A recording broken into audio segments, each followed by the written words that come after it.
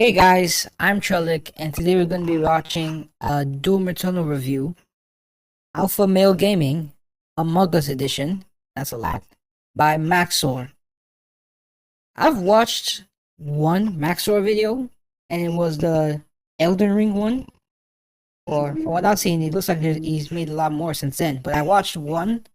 Back then I was trying to get into Elden Ring. Elden Ring was popular, still is, kind of, and I just thought, let me look at this review, help me make a decision. The video was not the most helpful review, but was it entertaining? Absolutely. And yeah, I'm just gonna watch the other Max0r videos now. And I'm starting with Doom Eternal since I've kind of played Doom Eternal, but I didn't really get far. I got to the Crucible part, but that's kind of where I stopped right now. So yeah, go show some support to Max0r. I'd appreciate some support too. Now let's get into this.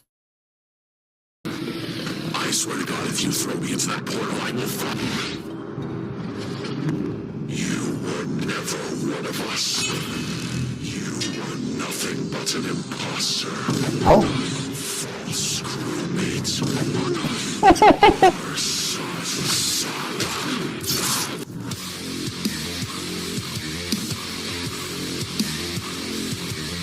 Doom Eternal is a game with so much testosterone dripping from its orifices that it caused me to create a son via mitosis. In this adventure, you play as John Doom, a man stricken with irrationally severe autism who does not consider or think through his actions and effects on other people. And in his quest to save mankind, kills God, and Satan God, who is also himself. If this, in that engaging hardcore male gameplay sounds appealing, then I've got the game for you. This game is of course the sequel to the critically acclaimed Doom 2016 with a few key differences. Alright then, buddy. I'm going to shit yourself. What? Which meaningfully extends and builds off of the gameplay and challenges that we love, then extends them some more off of a fucking cliff until the product that emerges out the other side resembles crack concentrate. If you're watching this, I'm assuming you've probably played the game since I don't actually want to help people buy things. I'm here to entertain people, and if you're clamoring for yeah, see, that's what I said. He's very entertaining. If there's nothing else, it's very entertaining. Entertainment and haven't purchased this game yet, do yourself a favor. There's enough male hormones here to transition someone, and I can guarantee you results, my fellow Sigma males. He can't even hold it in. So whether you're a psychopath like me or new to modern Doom games, come with me on this amazing journey through Twitch gameplay, beautiful environments, nonsensically fucked up lore, and remixed Mongolian throat singing. For money is temporary, but Doom is eternal. Ooh, I like that. I would say that Doom Eternal's gameplay is quite unique, and not for the reasons that you would think. Everything in Doom Eternal is funneled directly into a single, robust, multifaceted, multinational, and unilaterally combat system, from which the entire game is built around. But Max0r, I hear you thinking, that's every game ever. Yes. Every good game ever. If I, for instance, became 12 and booted up GTA 5, I would be able to do at least a dozen unfun activities. Doom's design is focused harder than the average Persona fan on his local playground, and... Oh my god. I've played Persona 5 only, so maybe he's talking about me. I mean, no. You know what I mean. That is special. What was that? Design is focused harder than the average Persona fan on his local playground, and that is... Don't mess with us Persona 5 fans. We never actually played Persona 5. Well, I've played Persona 5, so I guess he's not talking about me then. Special. You will play the game in the way that's fun, or you will lose. So as good as 2016 was, a Polygon journalist could beat the first half, and that's unacceptable. Because yes, it is actually unfun to play games after having a lobotomy. In other games, I get to choose between things like stealth, vehicles, or outright combat. Yet Doom Eternal asks the question, why not force you to use every mechanic all the time without stopping? In a world where AAA studios try to pander to everyone, it's refreshing to have a game that sets out to do one thing the best, and actually have have developers who give a shit about linear design and gameplay. And the main component of that gameplay is the arsenal, because John Doom uses every weapon throughout the game. The first shotgun is used in the last level, and the last level is used by the first shotgun. When you get an upgrade, it isn't a replacement, it's a genuine addition to your arsenal. Every one of them has specific uses, and yet these don't interfere at all. They enhance. How do I kill an enemy? Well, shoot his hands off, fire a rocket, fire a ballista, fire flame, freeze him, fire on his freeze and froze shotgun, brain aneurysm. Just as important as how you kill is how you heal and how you restore. Fortunately, the aggression of this game rivals my dog in a kindergarten. Like real life, the only way to get ahead of the competition is to kill them. How do I heal when low? Kill them. How do I get ammo back? Kill them with a chainsaw. In addition, most weapons in the game have two mods which completely change their behavior. Such stunning examples would be the microwave beam, the automatic shotgun, and the fucking destroyer blade. God, that shit's cool. But on top of 8 weapons, 12 mods, and a declining mental state, we keep going. More than any one weapon, you'll be using your suit abilities, and they all have individual buttons. This is in addition to the 8 that you use for weapons. These would be things like zoom for fast, grenade for death, Swedish grenade for life, punch for no reason, and a flamethrower for armor. I play Invoker in Dota 2, and this shit makes me play my keyboard like it's the fucking Moonlight Sonata. I thoroughly recommend playing PC and never using the weapon wheel for maximal Ritalin output. And if you can't switch weapons fast or play on easy mode, that's fine, man, we're all busy. How about I give you 2 more buttons? You thought I was done. There's 2 ways to kill a demon in Doom Eternal, the fun way or the funny way. And to maximize the funniness level, we have the Crucible, which is a direct, instantaneous kill on every enemy. Giant area boss, dead. Previous area boss, dead. The final boss, fuck 'em. Now, I'm not sure about that one. Like I said, I haven't gotten that far, but I did get to use the Crucible, and it definitely one-shots pretty much anything I've met so far. I don't know about the final boss, though. I hear you thinking, Josh, that sounds pretty strong. Oh boy, buckle your ass. Because the second super weapon on my extensive list of 2 things is the BFG, which canonically stands for Big Fucking Gun. Also canonically, it fires a hole directly into the core of Mars. You can't just shoot a hole into the surface of Mars. Yeah, watch me. Now, I could kill an enemy the long way, or I could kill him and his dog faster than the ATF at Waco. It clears out everything you can see instantly. I am so thankful the game limits how many times you can do this. Now, I understand that at first this may seem complicated, but that just isn't true, because the entire game is effectively a tutorial for hard mode. And because you're always learning as you play, it never feels stale. Doom even lets you choose what stats and runes to upgrade. I spec'd entirely into mobility and ammo, making my character a flimsy, crack-addled spider monkey. As a side note, we should release dozens or possibly hundreds of macaques into New York City. They can survive there. Why does Thailand get to keep all of the good monkeys? Yeah, the good monkeys. I tripped. The bad monkeys. Awful is coming. I wouldn't know. So what more is there to learn about Doom Eternal? Well, have you ever given thought to the various unwashed baboons that I'm fighting? The answer may shock you. Those are the...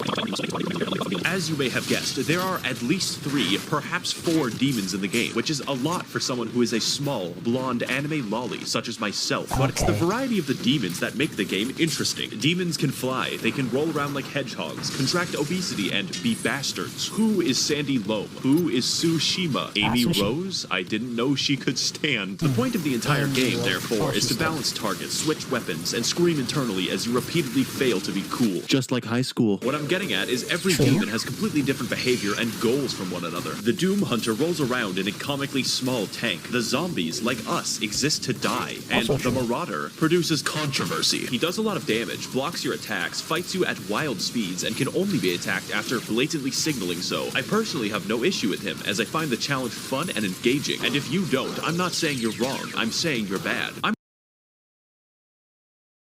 It is fun, but it's definitely challenging because I don't like to wait for an opening. I just fire the rockets beside him. If you fire directly at him, it's gonna block it. So if you fire a rocket beside him, the explosion is gonna hit him, even if he blocks it. Like that's what I just do.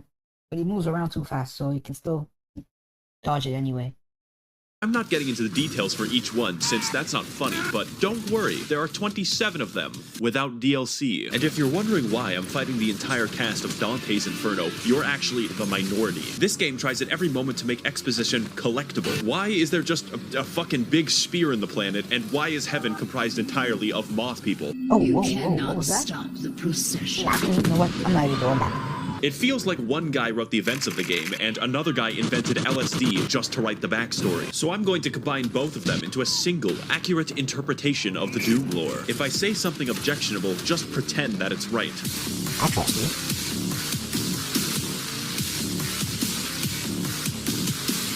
One Brazilian years ago, there was a guy named The Dad who was effectively God, and he made moths in lamp heaven called the Makers. Every 10,000 years, all moths combine their collective consciousness into one gigamoth called the Khan Maker, who is the Moth Pope. So the moths rule over the galaxy, sort of, until Earth happens, and then we start fucking everything up. The Moth Pope finds John Doom after a spree of murders, and he explains to her that yes, hell exists. It's weird that humans knew about hell before God. Anyways, the Moth Pope, after finding out that hell is real, very reasonably decides to sacrifice a planet to it. See, it turns out that God literally pieced the fuck out like 10 million years ago and let the moths do whatever they wanted. So now the Khan Maker cannot be replaced and cannot die, so she sort of goes insane from the constant immortality. Now the plan is to get some of that sweet hell energy by repeatedly sacrificing entire planets to the Dark Lord in exchange for it. Meanwhile, a sentient robot named Samuel Hayden is very busy on Mars. Earth has this problem called climate change, and we need to find a new energy source. So instead of something hard and difficult like solar power, Samuel Hayden is like, what if we extract this cool blue energy from hell?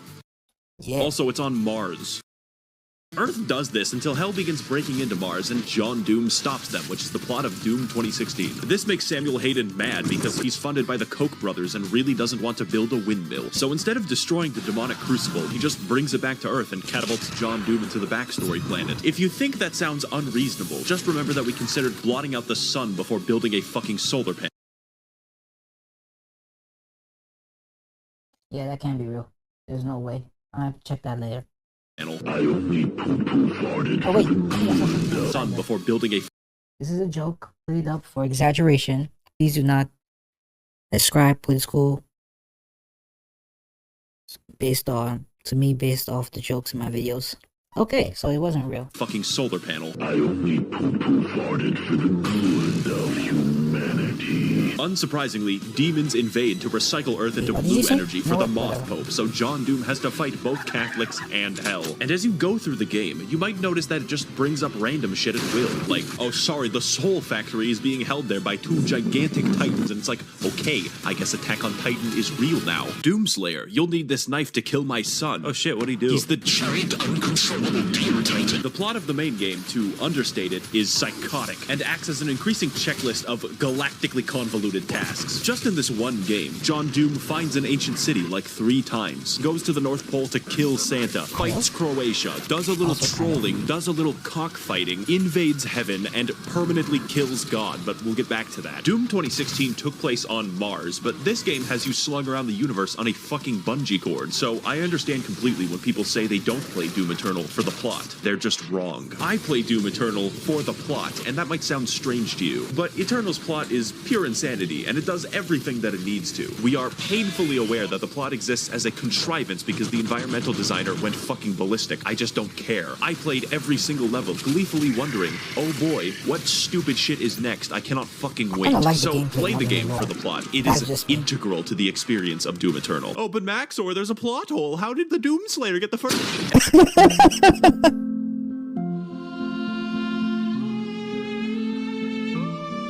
Everything I've said so far, except some of it, applies in full partially to the base game. But there's $40 dues of DLC where the gameplay is faster, the challenge harder, and the plot, somehow, even fucking worse in all the right departments. 2016 was a walk. Eternal is Usain Bolt, and the ancient gods is fucking Venezuelan inflation. You thought it was over when John Doom beat the demons and destroyed all of heaven, but you were wrong. That's just the beginning. And with both parts of the DLC now fully out, my recommendation cannot be understated. Let's get into why, and more importantly, what?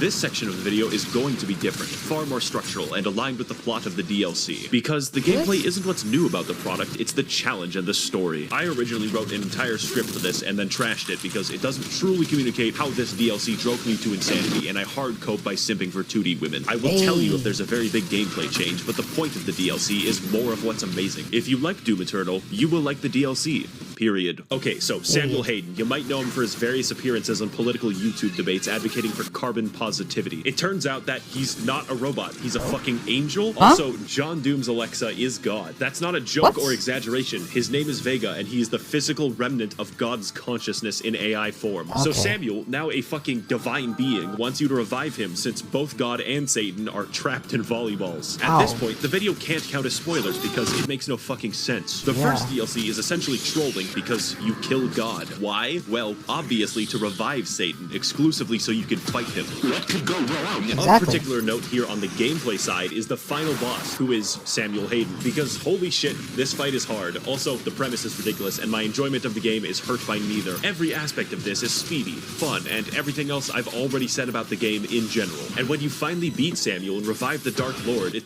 turns out he's you. Oh? Yeah. The only thing in the world that could possibly kill John Doom. Himself. No blood can be seen in this holy blood.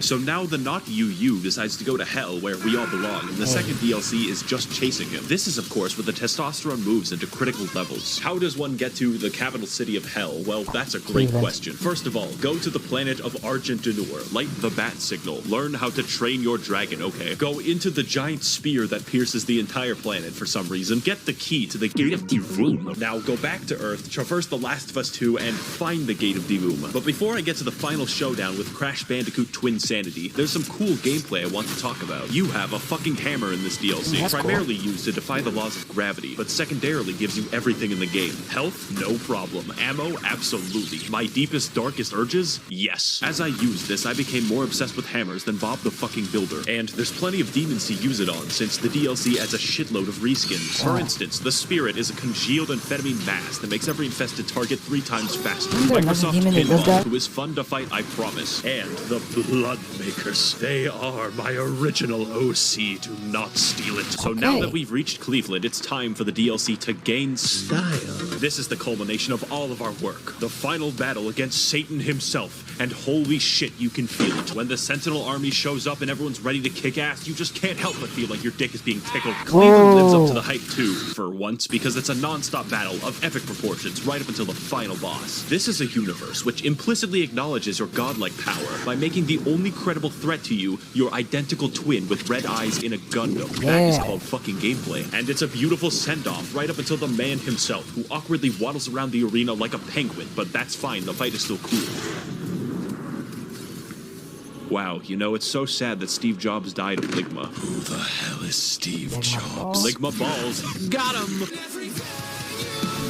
Now, before we defenestrate, there's a few details I want to talk about that truly complete this game, make it a real 10 out of good. Firstly, I would classify the music of this game as metal without guitars, and I fucking dig it so much. How do you make metal without a guitar? Well, you sample Mongolian throat singing and your lawnmower.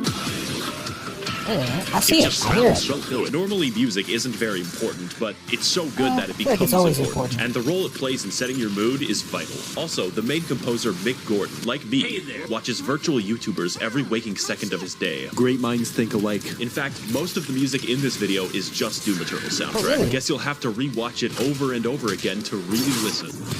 I'll think about it. Finally, this game looks really good. Not in a, oh wow, look at all these particles I'm stroking out way. It's more like, how does literally anyone have time to model all of the geometry in the game? It is unreal. It is so downright inspired that it makes you feel bad while playing it. Doom Eternal is such a fast and pulse-pounding game that it's like sprinting through the fucking Louvre. How am I supposed to appreciate the Mona Lisa when it looks like this? Should That's the best way to put it. Because we always jumping around and dodging everything. You can't really look at the environment properly. you buy the game? Yes, I am very biased. If speed and action is what you crave and you want to induce cardiac arrest early, this is your game. I would like to thank the Demonic Brotherhood funding this channel in exchange for their souls. If you would like to engage in blood sacrifice on my behalf, you can head to my Patreon to learn more. Thank you all for watching, and of course, run, they're coming. I will make more videos. This is a threat. Wow. Okay. Threatened me with a good time, I guess. And that was Max0r, Doom Eternal review. I feel like this one was actually genuinely a helpful review, even though he says he claimed otherwise, kind of. I feel like this was a helpful review, but then again, I've already played the game, so I guess it just kind of makes more sense to me since I've played the game. So yeah, go show some support to Max0r. I'd appreciate some support too, and I'll see you guys in the next video. Bye.